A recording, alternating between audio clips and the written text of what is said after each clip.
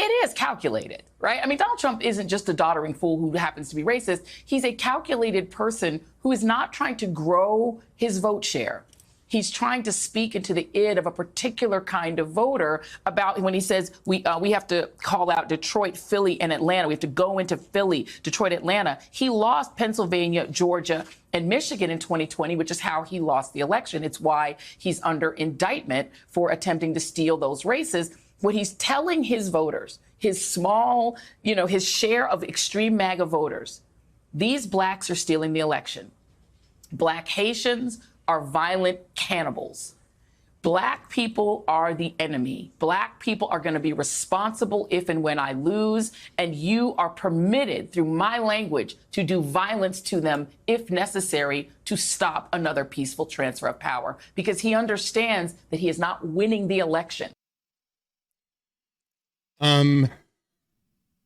This is probably one of the most unhinged rants from Joy Reid. I mean, this is a doozy. It really is. That Trump is telling his supporters that it's perfectly fine and I'm giving you permission to do violence against black people. What? This is amazing to me. And then you got to listen to the whole, here's the crux of what she's trying to say. You have to stop. We're going to stop the peaceful transference of power. It's like, well, wait a minute.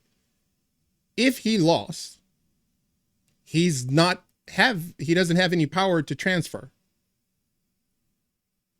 And what did she talk? No. And so ask yourself, why do you think she brought that up? The peaceful transference of power. Why do you think she brought that up? Because she knows, her audience knows, January 6th, Trump. That's why she brought it up. If Kamala were to win, there is no transference of power. It's the same administration. It's ridiculous. But it speaks to a much larger issue. And Joy knows it. Black people are no longer falling for it.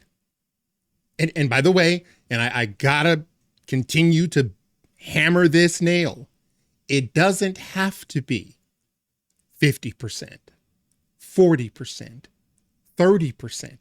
If it's 15 to 20% of black people voting for Republicans, they're done. And so now the only thing they can do is scare the living bejeebus out of you.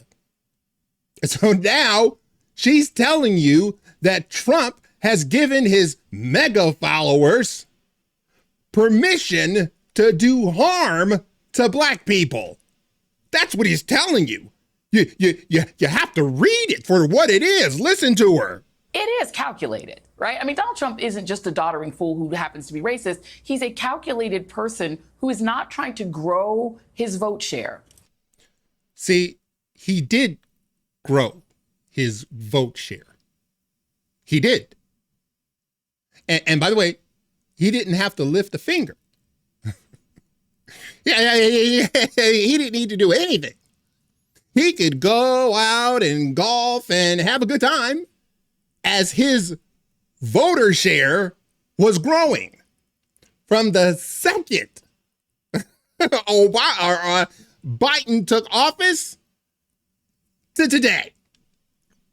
That's what grew his voting share. By the way, I've got something for you got to see, and they know that this is coming. He's trying to speak into the id of a particular kind of voter about when he says we have to call out Detroit, Philly, and Atlanta. We have to go into Philly, Detroit, Atlanta. He lost Pennsylvania, Georgia, and Michigan in 2020, which is how he lost the election. It's why he's under indictment for attempting to steal those races.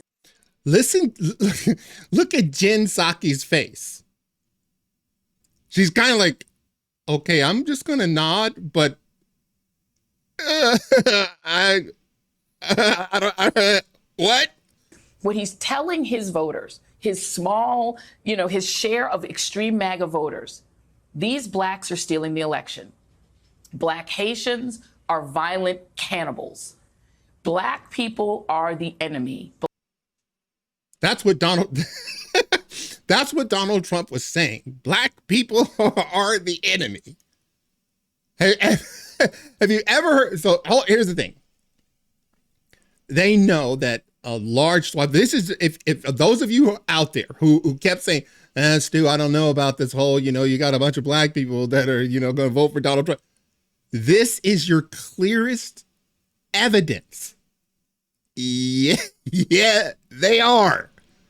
And they know it. See, they know it. And so what else can you do? Then you gotta scare them. That's all you have. Black people are going to be responsible if and when I lose, and you are permitted through my language to do violence to them if necessary to stop another peaceful transfer of power. To stop another peaceful transference of power. What are you talking about? I mean, I guess you could think, well, Trump can just come in and say, now I want to be the dictator. But hold on a second. Let's take a look at this. After watching that lie falls flat on its face when you stop and realize how many blacks support Trump. It's like, that's one reason why they're ramping up this line of attack. And it is totally true. Look at this. Because this is fascinating. I just can't comprehend how a parent company, NBC, allows just ridiculous, inflammatory lies like this to be repeated daily on MSNBC. Reid is saying Trump wants mega supporters to attack black people. What?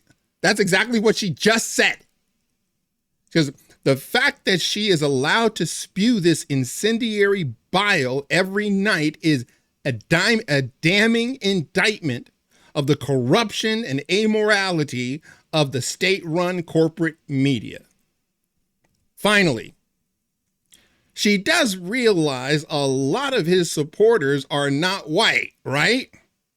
That's part of why they're in a panic. And they are. Look at this.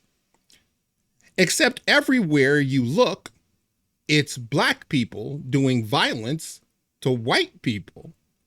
Are we just supposed to ignore that in the name of equity?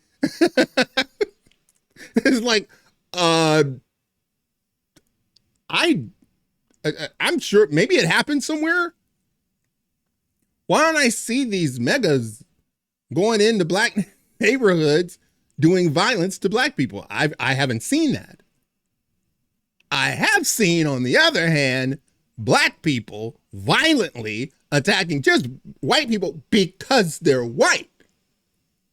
So you got to understand how unhinged this is.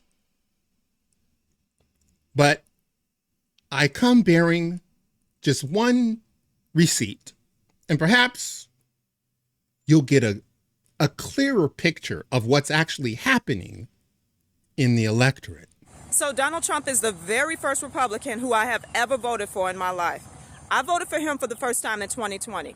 Before that, I voted Barack Obama twice, and I voted for Hillary Clinton in 2016. And the only reason I voted for Hillary Clinton in 2016 was because I believed that Donald Trump was a racist, and I also thought that the majority of Republicans and the people who were voting for him were also racist. Then in 2016 hit, and he won. I was so disappointed. I told my sister, I cannot believe that the country that just elected our first black president turned around and elected this man. Then my sister told me, just because people have voted for Donald Trump does not mean that they are racist. I told her, yes, it does. It absolutely means they're racist, because that's what I thought. Then I saw him as president. And I thought that he was a good leader. I think he did a good job aside from all his mean tweets. So in 2020, I voted for him. And in 2020, I was literally undecided until that third debate with Donald Trump and Joe Biden. I saw Joe Biden get on stage, talk about all the wonderful things that he was going to do should he take office. Then Donald Trump said the same thing to him that we saw him say to Kamala Harris. If you were going to do those things, why haven't you done them? And in Joe Biden's case, he had been Barack Obama's VP for 8 years. And in addition to that, he had also been a senator. So around that time, he had about 40 years in office under his belt. And when Donald Trump asked him that question, that struck out to me, that why didn't you do all these things in 40 years? Then Joe Biden answered that question with an excuse and said the reason he didn't do it was because of the Republicans in Congress. He said also because he was the vice president. And I was thinking, so the Republicans in Congress stopped you from doing all this in 40 years? You couldn't get any of this done in 40 years? That struck out to me. And that made me vote for Donald Trump in 2020. And I remember when I was actually on my way to vote for Donald Trump, my husband and I were in the car riding together. We started talking about the election and who we're voting for. He was voting for Biden. I told him I was voting for Donald Trump. He immediately turned the car around and drove back home, would not take me to the poll to vote for Donald Trump.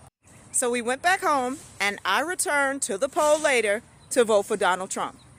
Then we all lived under Joe Biden and Kamala Harris in office.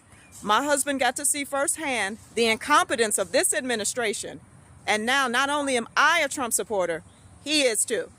And I've also learned one thing about Donald Trump supporters and Republicans in general. See, it used to be, I thought they were intolerant. I thought they were the ones who were racist and closed-minded. But it turns out it was the other way around. Because when I was in 2016 voting for Hillary Clinton, I was working in a small office then. The majority of the people I was working with were Republican.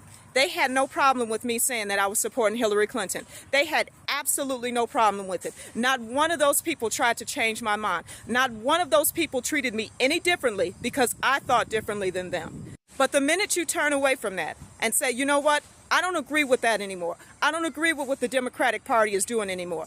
I don't stand for that anymore. The minute you do that, the Democrats have a problem with it. But that's pretty much it. So for those of you who don't understand why Joy Reid is so unhinged that Trump is telling his mega supporters they can attack they can attack black people. That's the reason. This is just one. I'm telling you, I've seen a ton of these where black people getting on TikTok saying, See, again, you got to convince people that the prices that they're paying at the grocery store is not real. You got to convince people that the gas pump is lying. They're lying to you. This is a wonderful, wonderful economy. It's not. And so you can't do that. So look, Joy Reid is a racist, unhinged black woman. And MSNBC allows her to do whatever she wants because they are an arm of the CIA. That's why. And they need Kamala in that house. All right, that's it for now. If you like this video, smash that like button and subscribe. And if you're following me on Rumble, please press that follow button. And until the next time, God bless.